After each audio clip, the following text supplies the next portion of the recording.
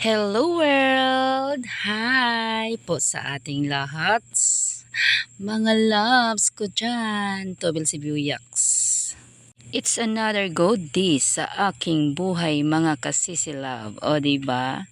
Kasi maglalako na naman po kami ng aking mga paninda. So gahapon ganap po yan, kaso nga lang sa sobrang busy ko, ngayon ko pa lang mai-edit. At ayan, nakarating na kami sa aming meeting place. So, dyan po kami magtatagal mga loves. Kasi nga, marami akong mga kasama dyan. So, magmi-meeting pa po kami dyan, di ba? Every Wednesday po talaga ang aming meeting. At ayan po, dahil marami po akong dalang notebook, papel, ballpen, lapis, balonan, at mga tumblers. So, ayan po sila. Busy sa pagpili ng aking mga paninda, o di ba? Nakakatuwa lang talaga mga loves ay kasi nga tingnan mo nga yan sila di ba? Ang dami po nilang namimili, hindi first batch pa po yan, hindi pa po na kami nakarating sa pinakatumoy sa Dabliston di ba? Ang dami ko na po talagang mga kasuki. So thank you so much palagi yung pag-order sa akin at saka mga loves. Nakakainggan nyo talaga magnegosyo ng ganyan mga loves.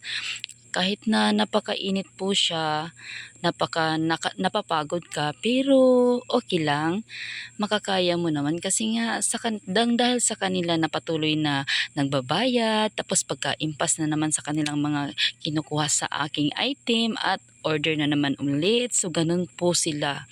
Ganyan po kami, di ba? So sa 3 taon ko ng paglalako mga loves, super thankful po talaga ako kay Papa God nga siya talaga ang naggabay sa akin, nagbigay ng kaalaman ng ito, at nagbigay ng lakas para ipagpatuloy ko ang aking pagninegosyo. At hindi po talaga ako tumitigil, hindi po talaga ako sumusuko mga loves. Kasi nga sa isang negosyante mga loves, alam niyo ba yung na marami talagang business na magda-down ka. So maraming business yun. So sa lahat ng mga negosyante dyan, alam nyo yan. Kasi nga hindi talaga ang mundo fair. I mean, hindi pareho ba ang ikot ng mundo, di ba? Bilog ang mundo, paikot-ikot yan, may maginhawang buhay, meron ding krisis na buhay, o diba ganun din po talaga ang pagninegosyo. Kaya kung dumating man sa inyo yung buhay ba na sabi nyo na titigil na kayo sa pagninegosyo, huwag talaga kayong susuko. Kasi nararanasan ko yon. Hindi ako tumitigil. Kaya ang ginawa ko mga loves, nangungutang talaga ako ng kapital. So, nakakabayad naman ako weekly. So, thank you so much na may mga foundation na nagpapahiram ng pira para sa aming mga mahihirap. At ayan, nakarating na ako sa pinakatumoy sa Dabliston. So, hindi ko na po talaga nabidyohan ang lahat mga loves kasi paisa-isa po sa mga daan, sa daanan. So, nahihirapan ako. Magdala pa ako ng notebook ko na napakabigat at nagdadala pa ako ng aking bag. May ballpen pa ang isang kamay ko. So, mahirapan talaga ako Kaya nagpautos na lang ako kay B-Boy na siyang mag-video. Kaso nga lang shaky ang video niya kasi iniikot-ikot niya ang CP, so hindi niya ini-steady. Sabi ko nga sa kanya, steady mo lang para hindi shaky ang video kasi kapag mo pa palakas sa pabilisan mo pa, so shaky talaga. So ayan lang, magkikwento lang po tayo sa ganap ko kahapon. So ang dami po talagang ganap. Kaya ayan, kahit na napapagod na ako mga loves talagang gulang talaga sa buhay, o di ba?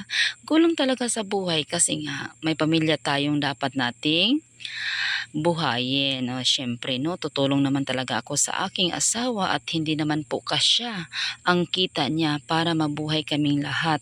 Ang dami po nating mga pangangailangan, lalong-lalo na po ngayon. Sobrang krisis na po, ang mahal na po talaga ng bigas kaya kailangan talagang kumayod natin, 'di ba? At ayan po ang aking mga kasama. Tuloy-tuloy lang po ako hanggang makarating ako sa pinakatumoy sa Dabliston. So hindi na po makarating dyan ang aming sasakyan. O diba mga loves? So ako lang po ang magpunta dyan. Nilalakad ko ko lang po yan. So tabi po yan ng dagat. Binabaybay ko po ang dagat ng Dabliston para lang makakita po ng pera. O di ba? Saan ka pa nun? So talagang suki ko na po talaga sila lahat. At talagang nakakataba lang po talaga ng puso kasi may mga suki talaga ako na super super super bait at super super super truly po sila sa akin. O di ba? Iniintay talaga nila ako kung kailan ako darating para magdata sila sa akin. Thank you so much sa inyong lahat. At sana po patuloy lang po talaga. Yun lang po ang hinihiling ko kay Papa God na tuloy-tuloy lang po talaga ang buhay mga loves. Kasi nga hindi talaga ako titigil habang may buhay pa po ako at para mabuhay ko rin ang aking mga pamilya. O di ba? So ganyan po ako mga loves. Hindi po ako nag-iinarte sa init na yan. Hindi ko po yan inaano, hindi ko po yan sinusukuan, nilalabanan ko po talaga yan. At saka mga loves, isang bisis lang po ako maglalako sa isang linggo. So every Wednesday lang po ang schedule ko. Kaya ang mga pautang ko is Wednesday po ang singil ko. So sa lahat ng aking mga customer, nagpapasalamat ako sa inyo ng buong buo. 'Di ba? Sa mga nag-order sa akin ng mga big items na po, katulad ng mga drawer, mga washing machine, mga rice cooker, mga set ng mga upuan, yun mga big item na po yan sila pero nakakaya ko po siyang bilhin dahil may yun nga ang sabi ko, may kapital po kaming mapagkukunan at thank you sa aming foundation talaga na sobrang inaasahan po talaga naming lahat na mahihirap. O at ayan, dadaan po pala ako dyan sa daan na yan na may tubig sa ilalim. O diba? Yan po ang daanan papunta doon sa pinakatumoy sa Dabliston na aking sinisilngan. Oo. So ang video ko po ngayon mga loves is kwento-kwento lang po tayo sa buhay. Kasi nga gusto ko lang ikwento ang aking buhay pag Miyerkules. So lagi naman akong nagre-reels, makikita nyo naman yon ang buhay ko. Pero ito po talaga ang totoong buhay ko na ganito po ako.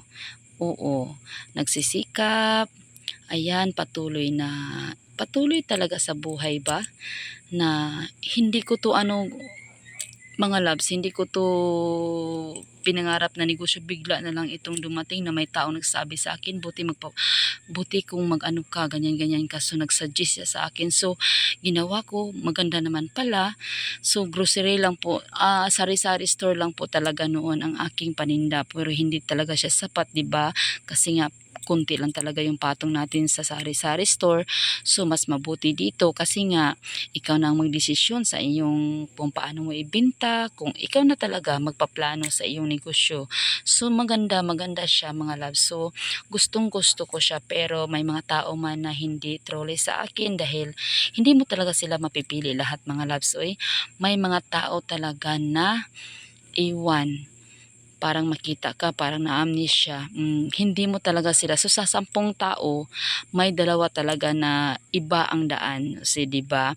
Pero sulit naman kasi sa 10 tao, may 8 naman na truly sa iyo, 'di ba? Bahala na 'yon kung hindi siya magbabayad sa akin, bahala na siya. Si Papagad na ang bahala sa kanya basta ako truly akong naninegosyo at hinahanap ko talaga ang may mga utang sa akin. Yun po. So sana lahat ng may utang sa akin na sana ay makita nila ako at wag nila akong takasan, o di ba? Charot. Bayad naman kayo, oy. Diyan lang ako kumukuha ng aking mga pangangailangan sa lahat-lahat mga loves.